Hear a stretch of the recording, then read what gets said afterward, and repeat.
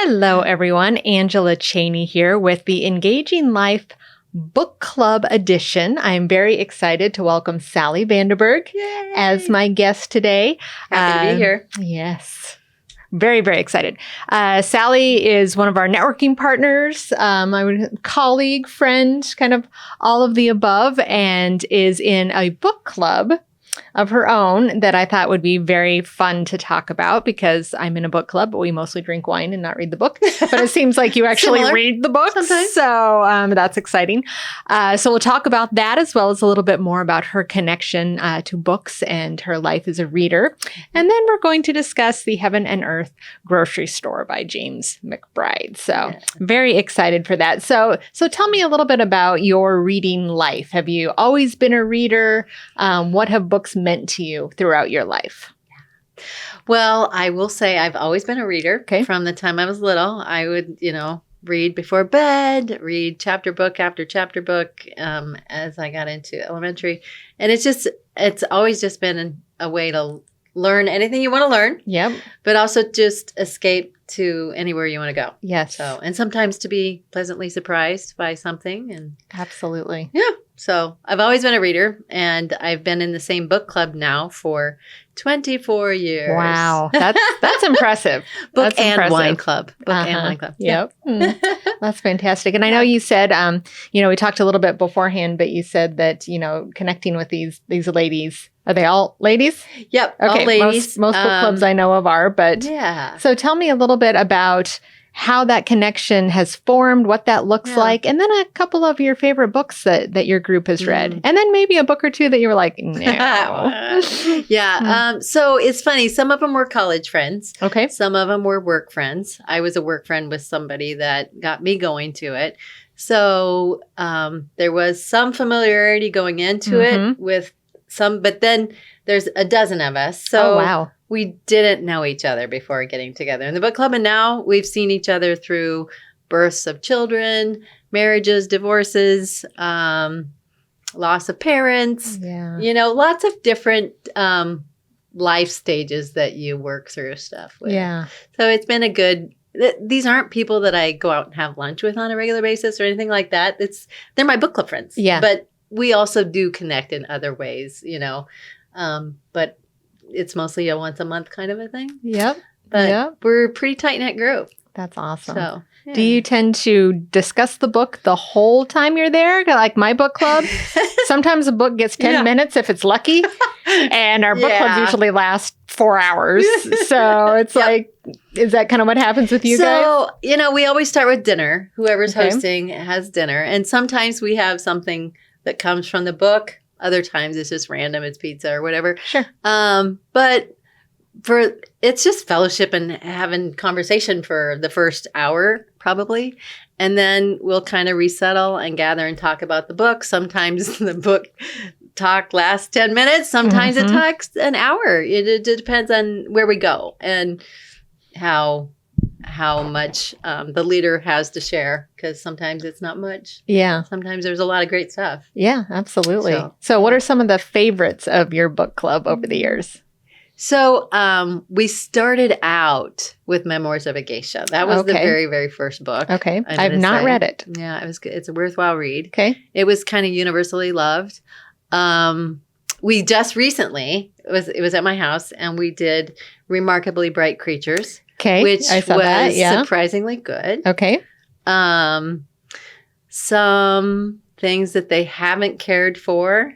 Panine by Nabokov. So that's just, they're not into that kind of reading. Sure. But then there's some others that were surprising, like Life of Pi, which they didn't like Yann that? Martel. We did like that. I liked it. Let me say this. I loved it. Those who made it all the way through loved it. And then some of them were like, I couldn't finish. And then once we had the discussion, they went back and read it, and they're like, I love that. Because the payoff is at the end of that one. Oh, Totally yeah, at the end. 100%. Yeah. Yeah, my daughter, so she's not read the book, but we watched the movie. Yeah. And so she refers to it as the Peeing Tiger book movie. Yeah, of course. Yeah, I did like that. That end blew me away. But I feel like reading it again might because you already know. But then you can see the things. You see what you didn't see before. And that's where I went right back and read it again. Did you? And that's rare for me. And I didn't maybe read the whole thing again, but I skimmed through it pretty quickly. But love that book. That's one of my top 5 probably. He's written others. Have you read anything else by him? I'm trying to think of the other one that I did read. I can't think of the name right now. Yeah. Oh, Tom Lake was another recent one that people loved. Yes. Super good. I love anything by Patchett. Patchett's I don't think I have ever read one. There's some that are better than others, but I don't think I've ever read one and been like, nope. Right. Yeah. I'm with you. She's gifted. She is. I just read now I can't remember it. Okay, so it's the story of her friendship with the woman with the jaw cancer. So she wrote a book called Autobiography of a Face. Okay. Her friend did.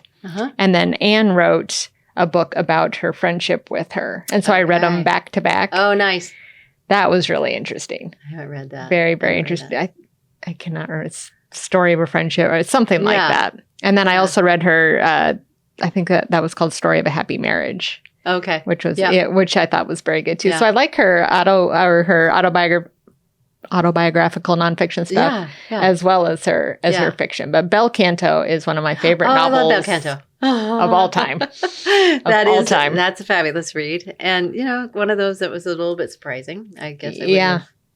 Yeah, it was just, I know. That is. Bel Canto, everyone, if you've not read it. Put that on your reading list. Yes, please read that. Yeah. So what about your favorite book, either read inside or outside of book club? Oh, that's like asking somebody their favorite kid. I know that's kind of one of those excuses, but because my favorites do change over time.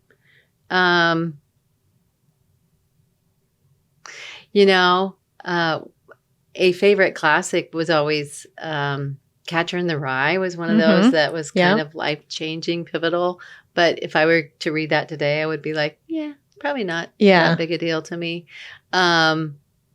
Life of Pi still lingers with me. And I guess that's one of those that I always highly recommend if somebody's looking for something. I should have gone looking over. I used to keep a spreadsheet. It still is maintained. Yeah. But it's just interesting to go back and go, oh yeah, that was a really good book.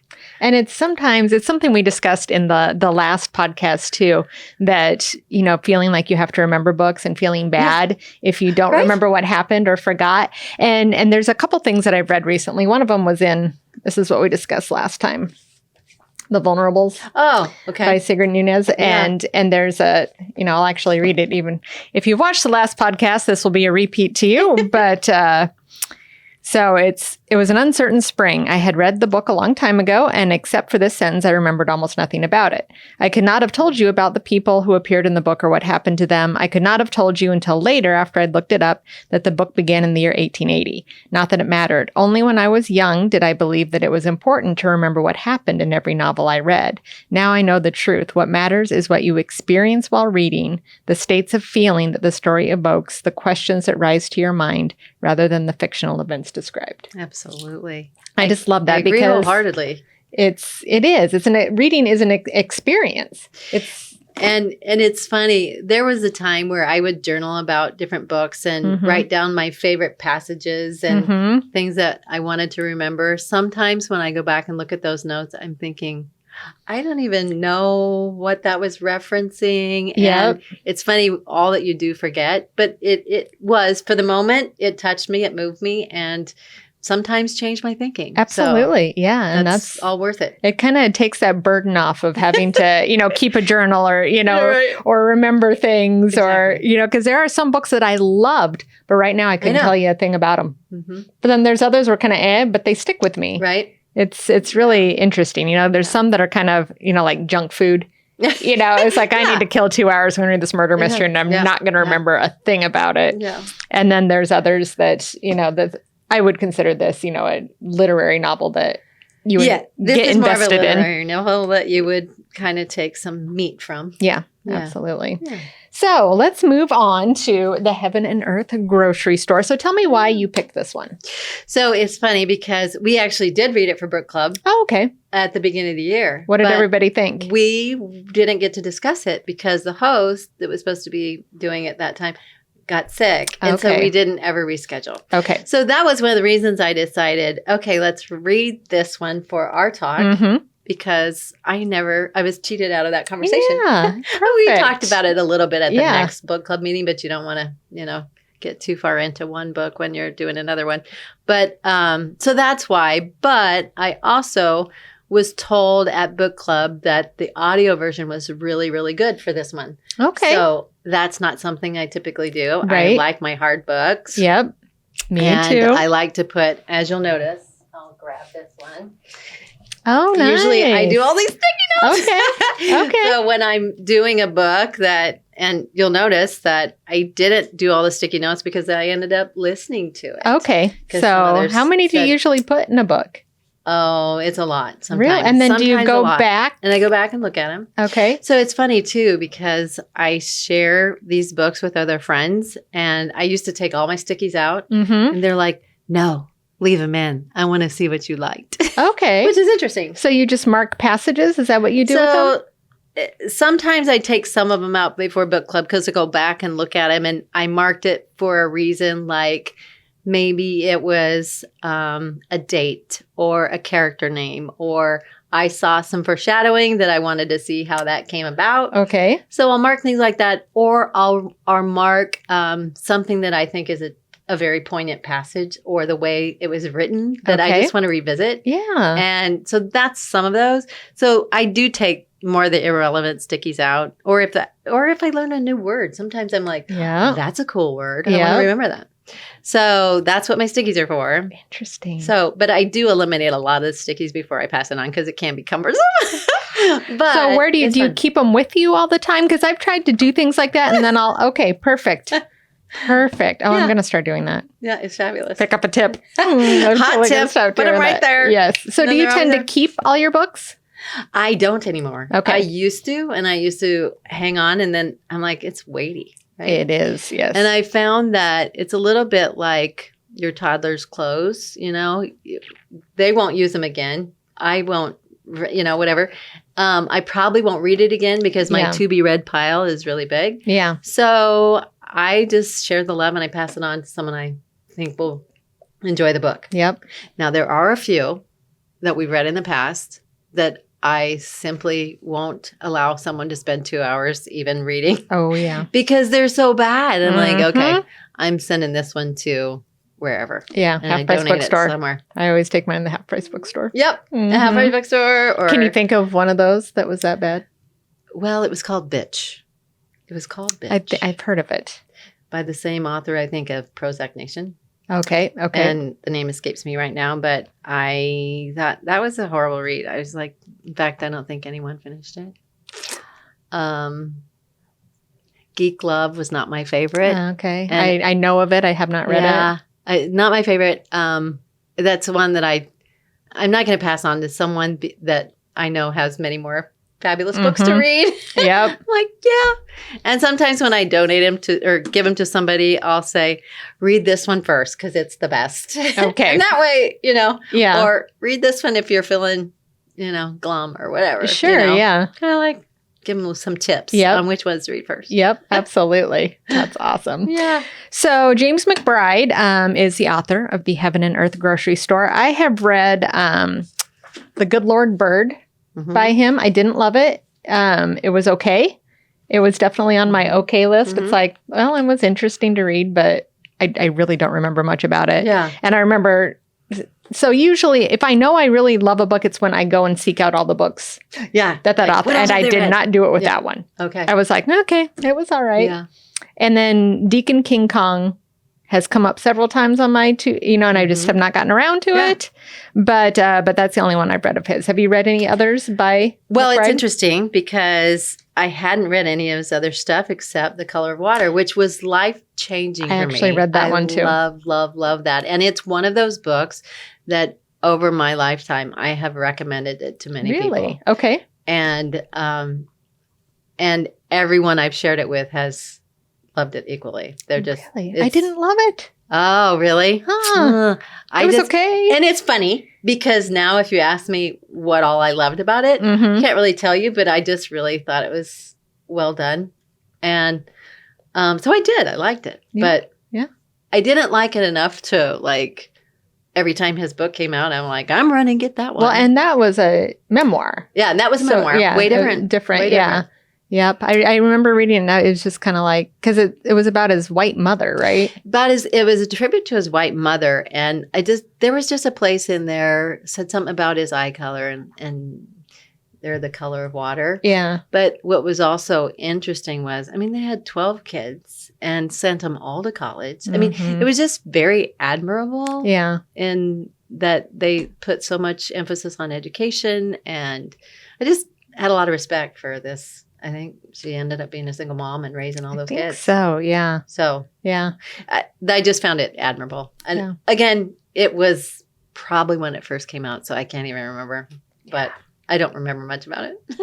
Okay. Well, it seems like you remember a lot. Back to this, like, yeah. what? Yeah. What did I think about So, the Heaven and Earth grocery store is littered with characters. Yeah. Littered with characters. And I mean, the plot is, I don't even know how to describe the plot. It's a community, Chicken Hill, that's basically blacks and Jews, which I thought was really interesting. I don't think I've ever read a book that combined those two, you know, in any way, you know, especially not in the way that this was, but it's in the, now I'm going to forget the year, 40s, 30s?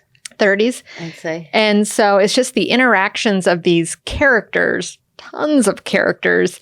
And it kind of revolves around, I would say, Chona. Right. Who is a Jewish, she had polio, so she's crippled. But she's just this loving person who loves everyone and ends up marrying they're both Jewish. And they have this grocery store, and she's just so welcoming to everyone, and then she gets sick, and how that affects, you know, kind of everyone around them. Right. And so I feel like with a book with this many characters, it's really hard to get invested in any of them. But I did feel like I got invested in Chona, and I got invested in Dodo. Dodo, yes, definitely. Yep. And Dodo is he's a deaf mute. The stove exploded when he was a child and ruined his hearing, and he doesn't speak. And then, did his mother die? His mother died. He was left with his aunt and uncle. Yeah. And then they said, can you hide him? Because the state is going to try and take him away from us. So they hid them with in Chona's household. So those were the two characters I connected with. But first of all, what did you think of the book in general? So overall, not to spoil anything at all, it starts out with a bit of a mystery. So we know something happened, and we don't know who it is, but we know something happened. And so you're thinking, at first, you're kind of looking for the clues of, okay, well, who is that at the bottom of the well? Right. So, but there are so many characters, you kind of lose track that was even something. I honestly forgot. You did forget. As you just said this now, I was just like, mystery? What is she talking about? Yeah, right? But by the end, you forget about it because it really ends up being more of a character study. Yeah. And so anytime there's that many characters in a book, I feel like I have to take notes on who's what, now what. Yeah. Because of the relationship. But Chona definitely was a standout character. Yeah. She loved everybody. She never made a dime off the store. And she stayed in that neighborhood, very loyal to that neighborhood, even though the rest of the Jewish community moved uptown to a different place to separate. Yeah. But it just became this really cultural melting pot, which I loved. Yeah. That she was willing to stay there and serve. Like her heart was called to serve that community. And it was her grocery store ended up being this community space where everybody got along. Yeah. In the store. Yeah. Not outside the store necessarily, but in the store. Right. Everybody was friends. Yeah. Right? And all of them, I mean, I love that any book that has a character like that is just a light, and who can stay true to themselves, even if everybody else is telling them to do something different. Yeah. And that has that big of an impact on people because their heart is so good. Yeah. I love stories like that. And I think part of it is, I'm sure there are people, maybe not quite that good, because we're all human. Yeah. But I love that because it's like, I'll meet somebody like that, or I want to be more like that. Right. And seeing, that it's hard. It's really, really, really, really hard to be that way. Mm-hmm. But the reward of it. Right. And, if you can try just a little bit harder to be that way, most people don't. They're just, they're too wrapped up in their own stuff. They've got their triggers, their bad childhoods, their whatever that makes them bitter and mean to other people. And, it's just human nature. But if, you can rise above that, so many people are not able to. Most people are not able to. How much you can have an impact. Right. And so I've always loved characters like that. And this was a really good example of one. And she wasn't, every once in a while, a character like that will kind of go into the schmaltzy. Right. But this one didn't. No. This one didn't at all. So I loved that aspect of it.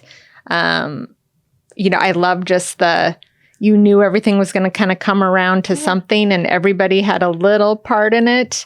And that's one of the things I liked about it. Because it was one of those books I really found it hard to stay with. I did as well. And I think it was because there were so many characters. So I'm like, if it was one that you set aside and then came back a few days later, it was hard to refresh. Yep.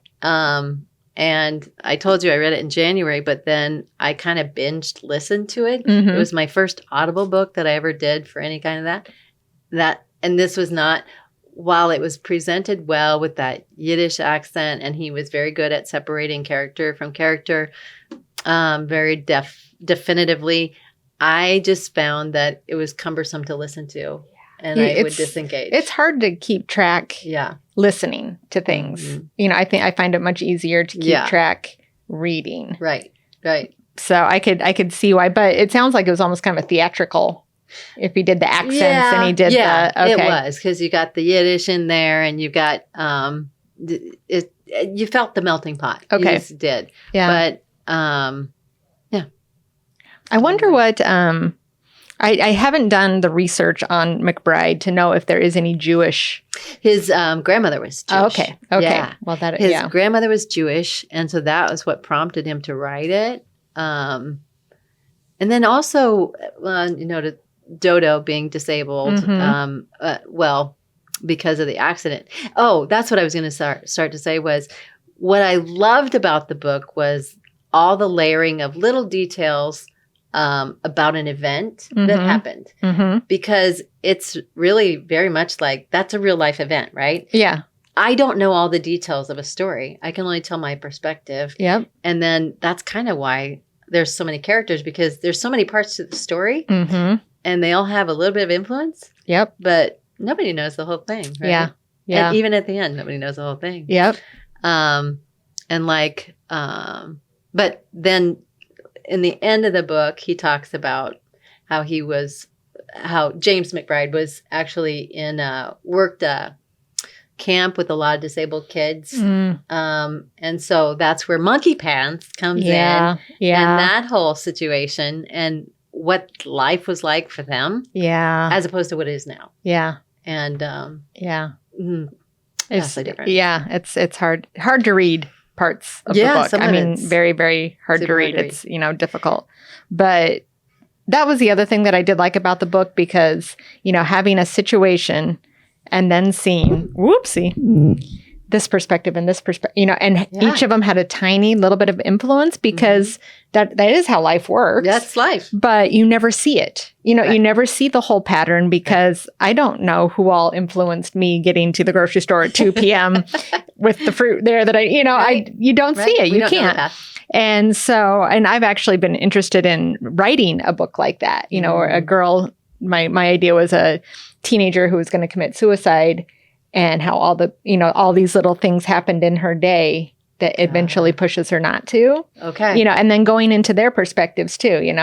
Her boyfriend had broken up with her. Well, then you go into the boyfriend's perspective for a chapter and see his struggles and what led him to doing that, and that he's not a bad person. Yeah. He's got a life too. And then the mother who's trying to do a career and maybe neglects her a little. Yeah. And all the little pieces and parts of the story. And that's really what this one was. And I thought it was a great, even though the characters didn't get, it wasn't like one character per chapter. They were just sprinkled everywhere. Yeah. And getting in, they each had a personality. You couldn't connect to the majority of them because they were on the page, Moshi was another good one. I did like Moshi. Yeah, Chona's husband. Yeah. Yeah. So there were some things I liked about him, but yeah, definitely Dodo and Sean, what was her name? Chona. Yeah. That's Chona. They were the most memorable, I would say. And they got probably the most page time. Yeah. Chona for the first part, and then she kind of... Yeah. But when she was sick, the whole melting pot came around her, right? They're like, because she's their hero. Yeah. Like, she's the owner of the grocery store where they get their food. Yeah. Basic needs, right? Yeah. She provided some basic needs, and that great equalizer of needs of food. Absolutely. And gave it to whoever needed it. The whole marble thing, love that. I know that's been kind of a Facebook post years ago. I didn't know that. I had seen some story about the kid with the blue marble, and they would come back. Okay. So I don't know. I know that actually happened at somebody's grocery store or whatever. Really? But I don't. It didn't come from here. Yeah. That story preceded this book. So the whole changing the marble for come back with the red one tomorrow. I'd rather. So it's probably a story he knew and incorporated. Probably incorporated. Yeah. The other interesting thing is because the reason why most people are not like Chona is they didn't make any money. It's like the sacrifices of that and how somebody who is so selfless like that. Sometimes it's to a fault because are they really taking care of her husband didn't make any money, right? Because of what she was doing. So I think that it can, it's kind of something that we talk about in engagement equity, the radiating outward. Oh, sure. Which is you got to take care of the people here first before you start, doing this. And they didn't have children, so she didn't have to take care of their children. She took care of her husband. Right. It's not like she wasn't taking care of him. But then she was able to go out here because there was nobody else here. Right. But most people, it's like, I couldn't go do that because I need to provide for my daughter and I need to, and she comes first. And sometimes people who are that selfless, number one, might be doing it for a selfish reason, which is if I go help all these strangers, they're going to give me all this love and adulation.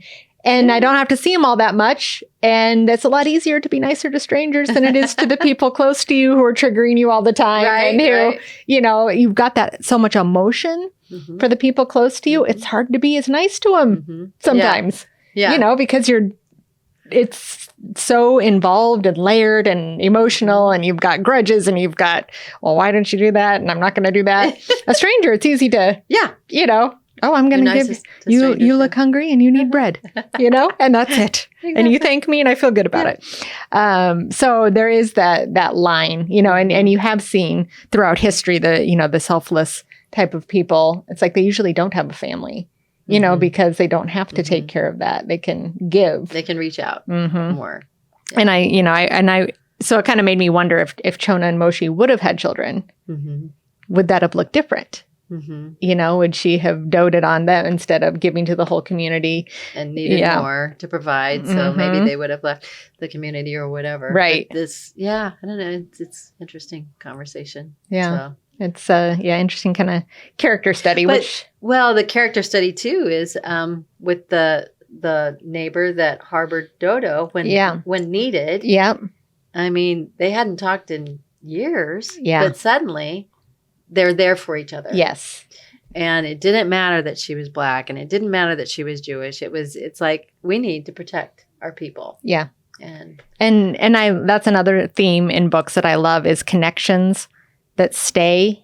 I love that idea of there's just some people you connect with, and whether that means, I can get all metaphysical and weird, whether that means, in another life we were, something, or it's just the energies that connect, and that you can go years, and whether that's a friendship, a romantic relationship, anything, that you can go years and that you just never lose that. And then when they come back, it's just like, none of those years happen, and yes, I'll do anything for you. Yep. I love that theme. It's, it's funny that we talk about that because, I had a best friend in, high school and early college. We were roommates, and, I don't think we really had a falling out, but she moved and, we just she wasn't good at keeping in touch, and we connected. So back then, the big way that we connect is we wrote stories togetger. Okay. So I would write a chapter, send it to her. She would write a chapter, and they were just for us. There were nothing, because we were characters in it. it was just, they were just funny. Yeah. But just this last year, I had found one of the stories, and I was reading it, and I'm like, oh my God, I miss this so much. And so I reached out to her, and I was like, hey, would you be interested in writing a modern day one of these? And we hadn't spoken, hardly at all in years. And she's like, yes, I would. And so we started writing it, and it was just so delightful. I mean, just as delightful as it was back then. And I felt like we were reconnecting through that. And then she kind of dropped off the face of the earth. I hadn't heard from her for like 6 months, and she called me yesterday. Oh, fun. And it turns out she's had some really horrible events happen in her life. And she was like, our stories are really funny. Mm-hmm. And she's like, I couldn't write that while going through. And she's like, I'm sorry, I didn't tell you. She's really been going through it though. And but we just sat there and talked for an hour, and it's like, I'll be here for you, whatever you need. That story's waiting for you whenever you want to come back to it. Yeah. I mean, if she would have said, I need you to fly here to Oklahoma tomorrow, I would have done it. And just that connection is that deep. Mm-hmm. And so I love that thread. Yeah. And I think that's what Chona had with, I can't remember her name now. Elizabeth? Beatrice? No, that didn't seem right. Yeah. I feel like it was Elizabeth, but that's not right like it's either. A B word. No, I guess it doesn't matter. Beatrice? I want to say Beatrice, but... Did I just say that twice? Well... I know. If we start flipping through, we're never going to find it, probably.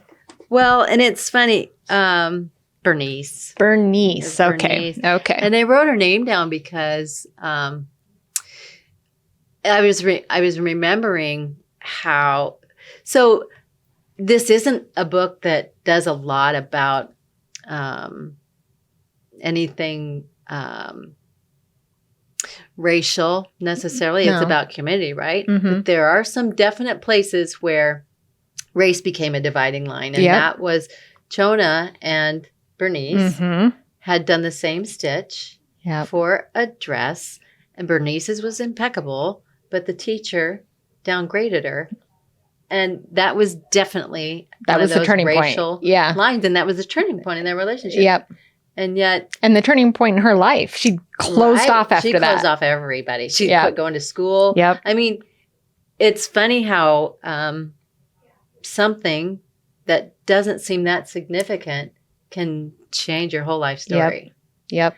And yet it was super significant because she knew that she was treated poorly. Yeah. And she figured it doesn't matter how good I am. And I can do everything I can do. It will never be good enough. But Yeah. Exactly that. And then it's hard too, Chona's white, and hard to be best friends seeing them getting, the jealousy doesn't come from that other person. Right. They're not doing it.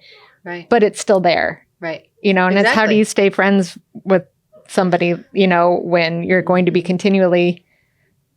And in that same breath, there are some people within the Black community who would accuse others of they're trying to be white. Yeah. And they're just trying to succeed and do something. But so there's kind of a lot of great messages in here about, again, it's a character study. It's how do you address adversity? How do you grow beyond it? And the lessons were told through the stories. Like it was not heavy-handed. No. It was totally light. Yeah. It was not something that you're going to be lectured. No, it's not a lecture at all. Yeah. And that's what I love about it, is because those topics come about within a snippet of someone's story. Mm-hmm. And it's not like you said, it's not heavy-handed. Yep. That's not the theme of this book. No. The theme of this book is community, I would say. Definitely. Connection. Yeah. Mm-hmm. So Out of 5 stars, what would you give? What would you give this book? I would say probably a 4. 4? Maybe 3.5 to 4. That's exactly where I would put it. Yeah. That's exactly where I would put it. Yep. Mm-hmm. Something has to be 4 to 4.5. Something has to be 4.5 stars for me to go seek out other books. Yeah. You know, yeah. so after reading this one, Deacon King Kong is not any higher on my list. I'll be like, if it shows up and I don't have anything else, maybe. And to be a true 4 for me, it has to be one of those that I can't wait to open it. Yeah, and this one is a little bit more of a struggle. Yeah. And again, I did Audible for part of it and wasn't sold on the Audible. Yeah. So we have the same feelings about it. That's awesome. Kind of the same. Yeah. Any final thoughts on the Heaven and Earth grocery store? Well, it's worth a read. There are some great things about it. But it won't be on my must-read list for someone else who says, hey, good, but yeah. Yep, completely agree. Yeah. Well, thank you for joining us today. We do recommend the Heaven and Earth grocery store, but we recommend some other books more. Absolutely. And I want to thank Sally for coming on the podcast and telling me about your wonderful book club. It's always great to hear stories like that. You know, the connections that are made through books are so much more than the books. And I love that you have that and that the other 11 ladies in your club have that. So I just think that's fantastic. But thank you so much for coming. And thank you for tuning in. And we'll talk to you on the next podcast.